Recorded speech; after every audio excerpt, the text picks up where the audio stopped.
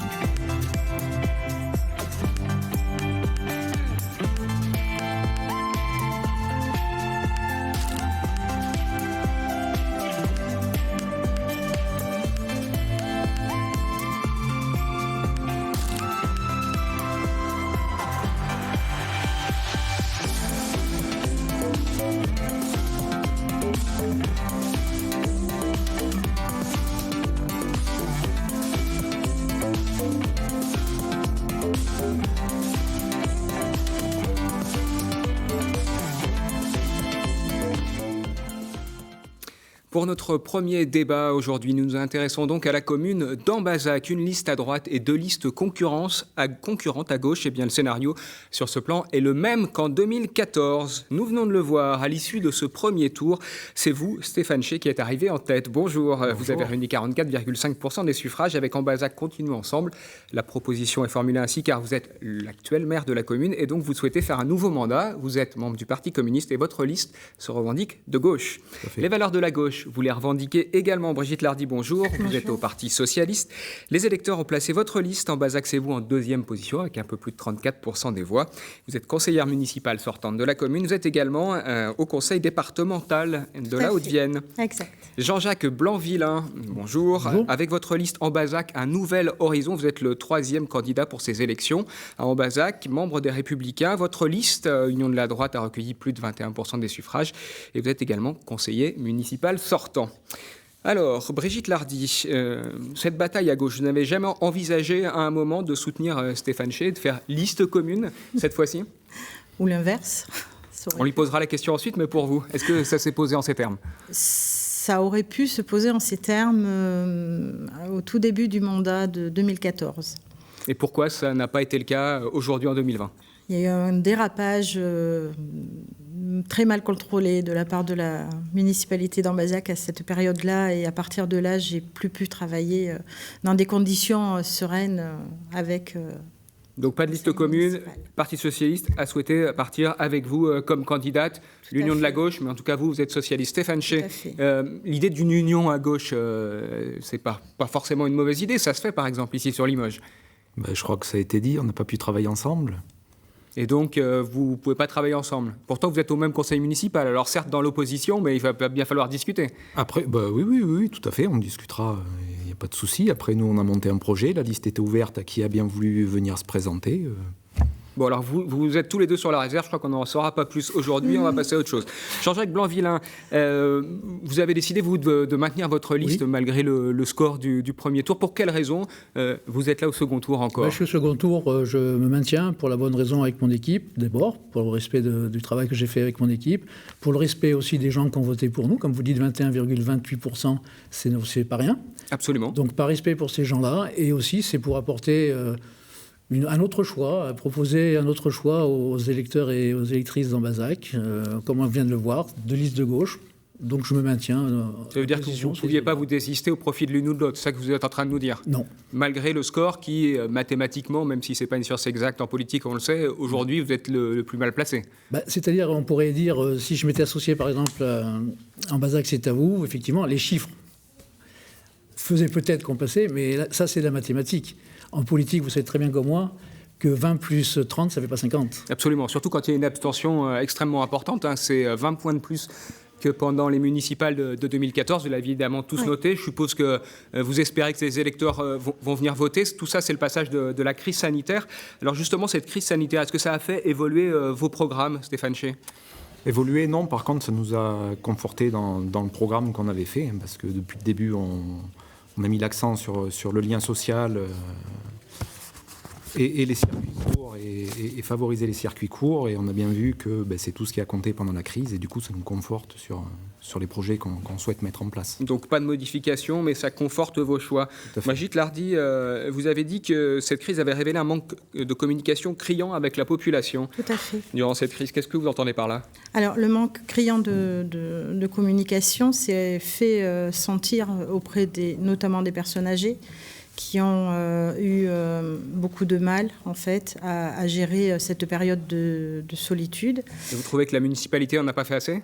Alors, moi, en tant qu'élue d'opposition, je n'ai pas été contactée par monsieur le maire pour me rapprocher des personnes âgées dont il a probablement le listing, en tout cas, puisqu'on offre vous auriez souhaité qu'il le fasse, Stéphane Chez ? J'aurais souhaité qu'il le fasse, oui. C'est vrai, je ne me suis pas rapproché d'elle. Parce que vous aviez suffisamment de monde pour vous occuper des personnes âgées ? On a fonctionné. C'est une histoire purement politique et on revient au début de ce débat ? Pas de politique. Les services se sont mis en route. On a fixé une feuille de route. Voilà, dès le début, dès le premier jour, on a fait le recensement des personnes vulnérables par tous les biais possibles, y compris les personnes qui font les soins, etc. etc. Pendant toute cette crise, on a aidé 35 ou 36 personnes chez qui on a fait de la livraison 2 fois par semaine de produits alimentaires et de produits pharmaceutiques. Voilà. Est-ce que ce que vous avez mis en place justement pendant la crise, vous souhaitez le faire perdurer maintenant au-delà ? Tout à fait. Alors, pas sous la même forme, parce que j'ose espérer qu'on ne va pas avoir besoin de revivre, qu'on ne sera pas obligé de revivre une telle pandémie, pendant 2 mois. Là, mais l'idée, c'est ça, c'est de vraiment mettre l'accent sur le lien social et de tout mettre en œuvre pour pouvoir venir en aide aux personnes qui ont du mal soit à se déplacer, soit à faire des démarches administratives ou autres. Voilà. Jean-Jacques Blanc-Villain, cette crise, j'ai noté que vous souhaitiez que ça permette de faire aujourd'hui des investissements publics pour faire de la relance économique. Oui. Qu'est-ce que vous entendez par là exactement ? La relance publique, c'est dans les... Donc ça va comment dirais-je, développer les investissements publics, donc largement les collectivités. Ça pourrait être quoi, par exemple, de construire quelque chose, un gymnase, par exemple, ou réfection de route Nous, on va partir sur notre projet phare, mais je voudrais dire aux Ambazacoises, c'est une étude. C'est-à-dire, demain, on ne va pas arriver, on va faire... Donc, notre étude, effectivement, c'est de construire, de fusionner les 2 écoles primaires à l'heure actuelle. Alors ça, c'est vraiment la mesure phare de votre projet, allez-y développer. Alors, si vous voulez, donc on est parti sur cette idée que depuis, donc les 2 écoles fonctionnent comme actuellement depuis 1968. Ces 2 écoles, dans la situation actuelle, bien sûr, c'est des écoles qui sont plus vieilles. Aujourd'hui, on pense que ce serait bien et utile, voire même très utile, de rassembler les 2 primaires, de les fusionner et de les mettre sur un autre site, proche de la maternelle et proche du restaurant scolaire, c'est-à-dire ça ferait un pool où les enfants n'auraient plus à faire ces longues balades toute la journée entre les chemins des écoles, les chemins de la garderie et les restaurants scolaires. Un même site pour l'ensemble, créer un groupe scolaire. Est-ce que vous apparaît une bonne idée, Majid Lardi ? C'est une idée qui mérite d'être réfléchie. Après, je pense qu'il faut quand même se mettre un accord et puis se rapprocher évidemment des enseignants. Parce que créer une seule école, ça veut dire faire disparaître probablement un poste de directeur. Donc, pardon. Vas-y, j'ai fini, Philippe. Moi, je voudrais... Allez-y. Excusez-moi. Je vous en prie. Faire disparaître un poste de directeur, ça, vous ne le souhaitez pas ? Voilà, je ne le souhaite pas. Donc, c'est un problème d'emploi. Donc, par contre, la fusion des écoles, je voudrais quand même signaler que ça va dynamiser l'école inclusive. Ça va privilégier quand même la sécurité et le bien-être des enfants en limitant les déplacements, comme je viens de le dire, des élèves. Ça, pour le restaurant scolaire, on peut imaginer que ce soit une bonne chose, finalement, Stéphane Chez, non ? Oui, je dirais moi que c'est une fausse bonne idée. Et pourquoi ? Déjà la place, je ne suis pas sûr qu'on ait la place pour construire un groupe scolaire à l'endroit où tu veux le construire. Il faut quand même quelques centaines et milliers de mètres carrés, je ne suis pas sûr qu'ils y soient. Après, le coût d'un tel projet, Et après, on a bien vu aussi, pendant cette pandémie, que ce qui a fait notre force un peu, qui nous a permis de réouvrir les écoles, c'est le fait d'avoir des écoles de petite taille, séparées. Et on voit, de toute façon, on le voit dans tous les jours, et même au niveau national, les grands groupes scolaires n'ont à mon sens, pas d'avenir. Mais là, pour le coup, puisque la crise est passée, le projet de M. Blanc-Villain, on pourrait le réfléchir avec justement ces nouvelles contraintes. Mais si l'idée c'est de faire un seul grand groupe, je vois pas. C'est pas faire ça me paraît compliqué. Nous, c'est faire une fusion. Oui, c'est faire une fusion des écoles primaires. Ça peut aussi augmenter le temps de périscolaire pour les diverses activités des enfants. Et puis faire une fusion c'est une force administrative en mutualisant les moyens matériels et financiers. Diminution des coûts d'électricité, gaz, entretien téléphonique. Aujourd'hui, sur les deux ensembles, c'est à peu près 90 000 euros. Bon, comme j'ai entendu souvent Stéphane dire, 1 euro, c'est 1 euro. Déjà, on peut commencer comme ça aussi. Bien sûr, c'est un projet, c'est une étude. Et en tout cas, c'est celui que vous portez aujourd'hui pour cette campagne. Je voudrais donner la parole à Brigitte Lardy, justement, par rapport à vos projets. Il y en a plusieurs, évidemment, dans votre programme. Je voudrais que vous me parliez du site du Grand Jonas, qui est un site important chez vous, en Bazac. Est-ce que vous avez des projets sur ce site ou sur d'autres sites naturels dans votre commune? Alors, sur le site de Jonas, on n'est pas tout à fait en accord avec M. Chez. Pas tout à fait en accord ou en désaccord? Non. Parfois, on est en désaccord et parfois, on n'est juste pas en accord. Et moi, je trouve que la dépense sur le projet que propose Monsieur le maire est une dépense qui est exorbitante par rapport au peu de temps que les personnes vont pouvoir se servir de ce site piscine dans l'étang. Bon, je n'arrive pas trop à... On demandera tout à l'heure à Stéphane Chez ce qu'il compte faire sur ce site. Mais vous, quels sont vos projets essentiels pour la commune que vous portez aujourd'hui? Alors, concrètement, quand on a commencé à construire notre liste, l'idée première était de se rapprocher des habitants, de créer des permanences et d'animer des permanences, des ateliers pour connaître en fait le manque des Ambazacois. Et qu'est-ce qu'il en est ressorti alors? Ce qu'il en est ressorti, c'est un manque criant de communication, mais ça on en a déjà parlé tout à l'heure, mais la communication, on sait que c'est compliqué. Un manque criant de communication et un gros problème le gymnase est sous-dimensionné aujourd'hui. Certains clubs sont obligés d'aller s'entraîner au gymnase qui se trouve pas très loin, à Bonac-la-Côte. Nous, notre idée, c'est d'essayer de construire une infrastructure qui servira à tous les Ambazacois sur toute l'année. Donc on a l'école pour M. Blanc-Villain. Votre projet structurant, ça serait le gymnase? Ce serait plutôt le gymnase, mais sans abandonner l'idée, bien évidemment, d'aménager des sentiers d'interprétation autour du lac de Jonas. Stéphane Chez, sur ce site en particulier? Pardon. Sur le site de Jonas.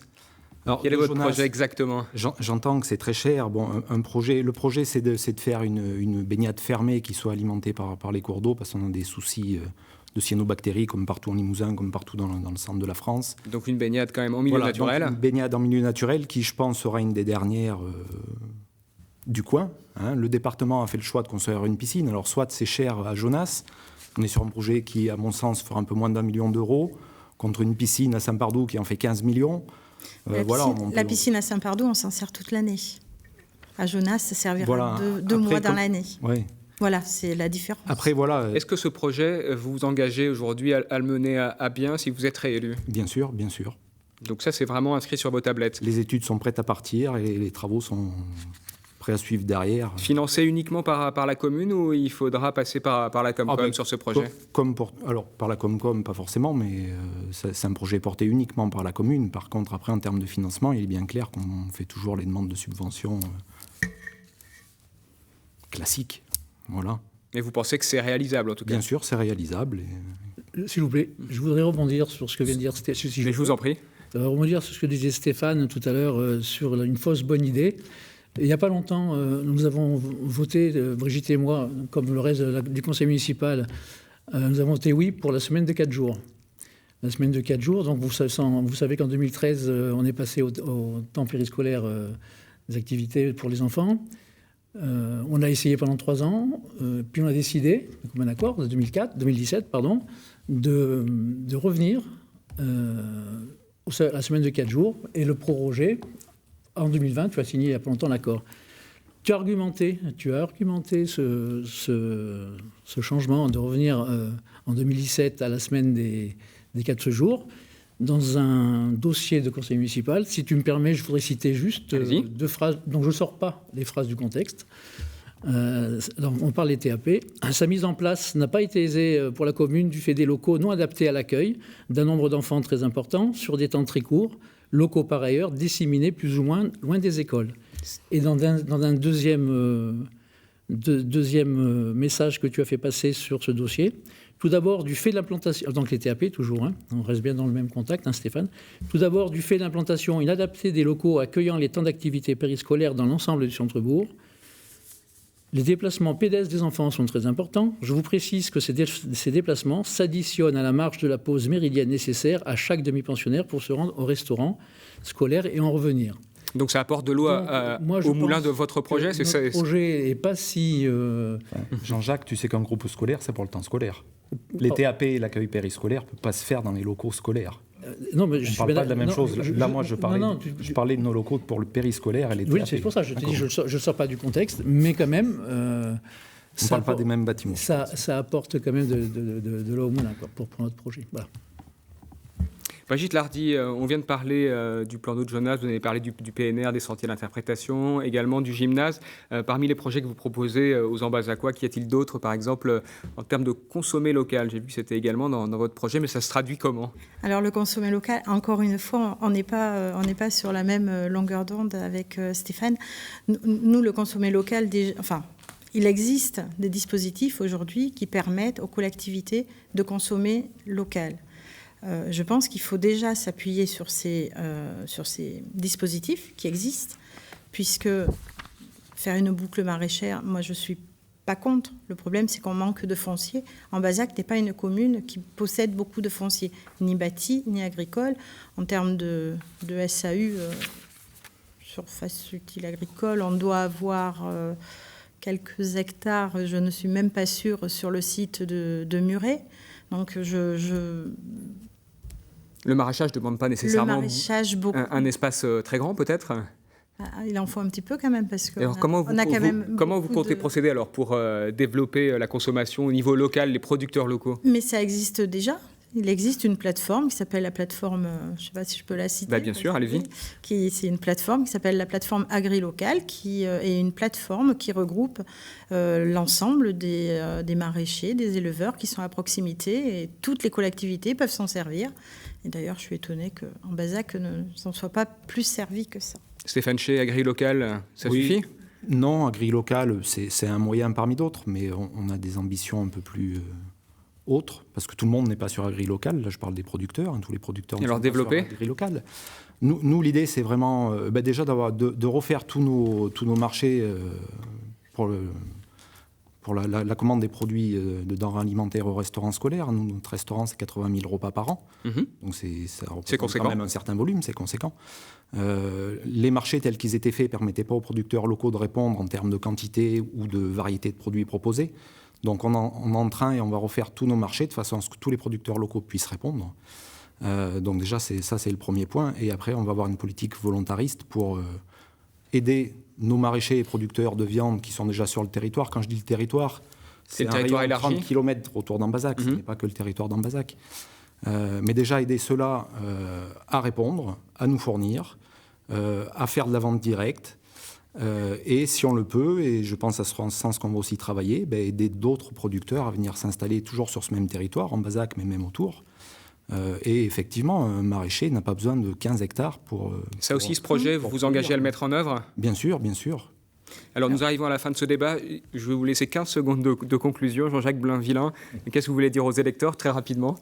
Je vais dire aux électeurs que le premier devoir d'un maire, si toutefois nous sommes élus, son devoir, c'est de protéger les personnes et les biens. C'est fédérer par son conseil municipal la mise en œuvre des projets Vous allez dépasser. Allez-y. S'appuyer sur le staff administratif et les agents communaux, c'est très important, relier du lien avec les agents communaux et être un acteur prédominant au sein de l'Interco. Un mot, Brigitte Lardy, avant que c'est moi qui...